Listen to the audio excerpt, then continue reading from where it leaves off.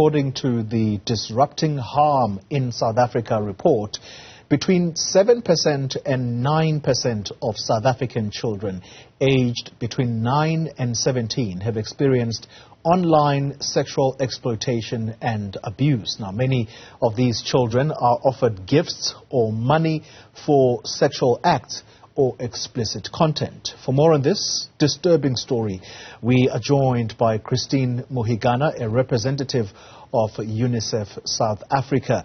She speaks to us from Pretoria. Christine, thank you very much for your time. A very worrying development. How widespread is this in South Africa? Good morning, and indeed a very worrying statistic that this report is bringing to us. As you said, 7 to 9% of internet users, children users in South Africa being subject to some very worrisome acts. For example, being blackmailed to engage in sexual activities, having their sexual images shared online without their permission, or being coerced to engage in sexual activities through promises of money or gifts. And this is done by usually or mostly people that they don't know. They would have met online for the first time, even though sometimes a small proportion of them could be people that they know or are related to. Let's talk about why children in the ages that we have mentioned are easily cowed to not tell anyone about this, and how do parents break that silence? Indeed. The children who were interviewed do not share, at least reported that they do not share these kinds of troublesome incidents with their parents. They do, however, when they speak out. So, as you said, great proportion actually keep it to themselves, but some do speak to people around them, and I think it's key for us to understand who it is that children or young people would trust. So they would go to peers, they would go to their friends, they would go to siblings, so people in the family, and very less so to formal channels of reporting like the police or online support. So we need to unlock, the fact that children do not go to parents or caregivers, and we need to make sure that there is more trust, and equip also the parents and caregivers with the skills to have these types of conversations with children, so that they open up, to incidents of concern such as this ones when they happen to them. Yeah. But also maybe understand and recognize that they would speak to friends, they would speak to siblings, and make sure that those people, the other young people, are also equipped to either, support these children, or make sure that they refer them, tell them, look, you need to speak to your parents about this, or there is some formal, reporting mechanism that you can use or should use. Yeah.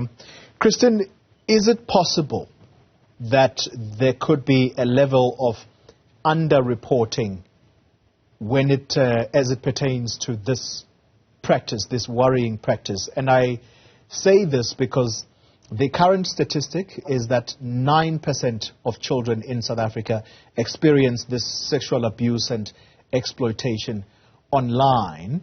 But given the response you have just uttered now, that a large number of these respondents keep this stuff to themselves and don't tell anyone, surely this could be much wider than we are possibly talking about?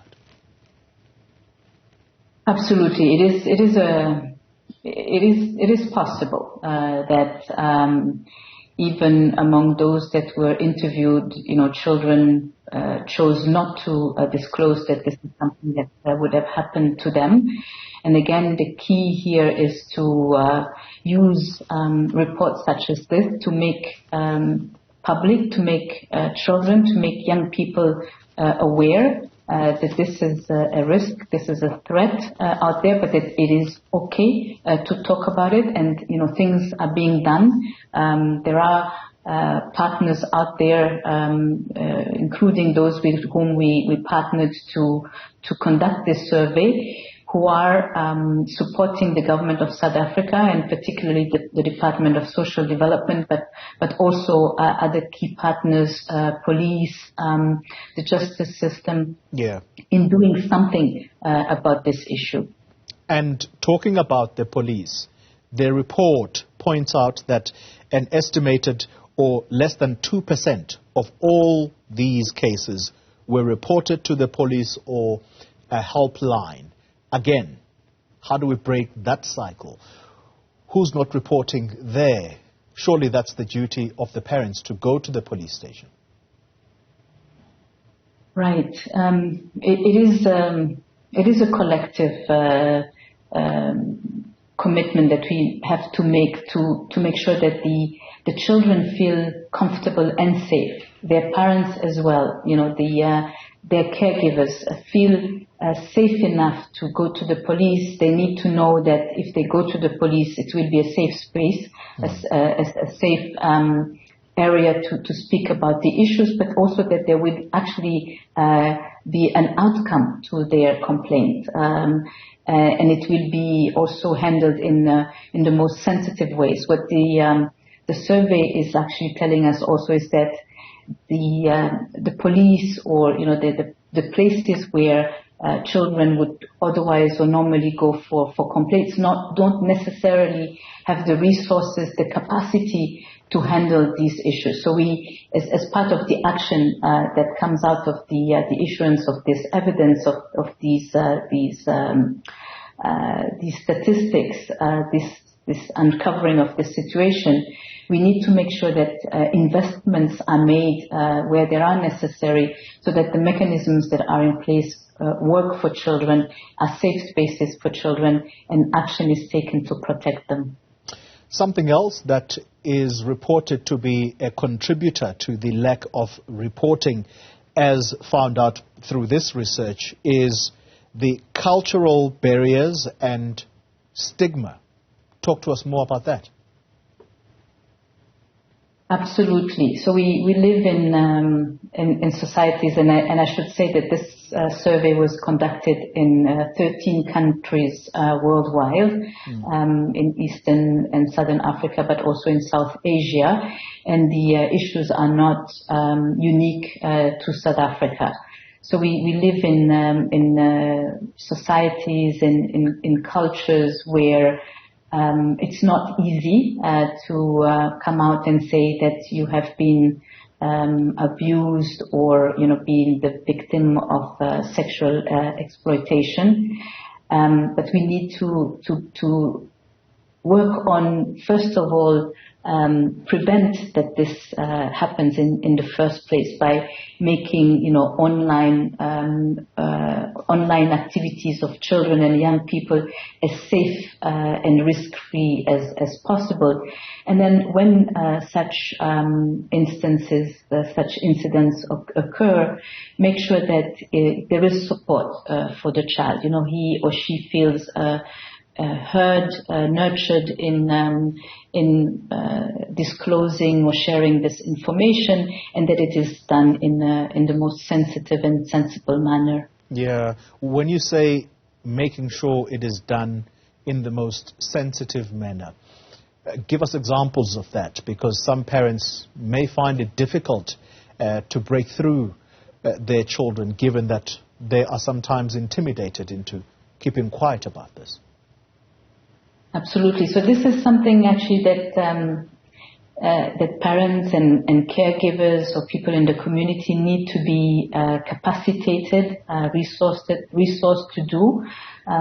How you talk to children, whether before, as a preventive measure, having the kinds of conversations that would lead to a child knowing that there are risks out there, and if something happens, it is okay and it is important to talk to parents and caregivers.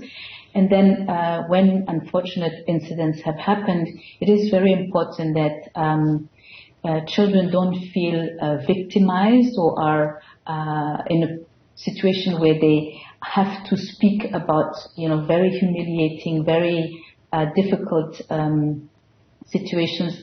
We don't want them to be having to talk about them, repeatedly to various and many people that they may feel are intimidating them, or put them in a situation where they actually feel that they are reliving the incident. So making sure that those who handle the investigations or the reporting do it in such a way that a child feels safe, not victimized, and supported, nurtured throughout the process.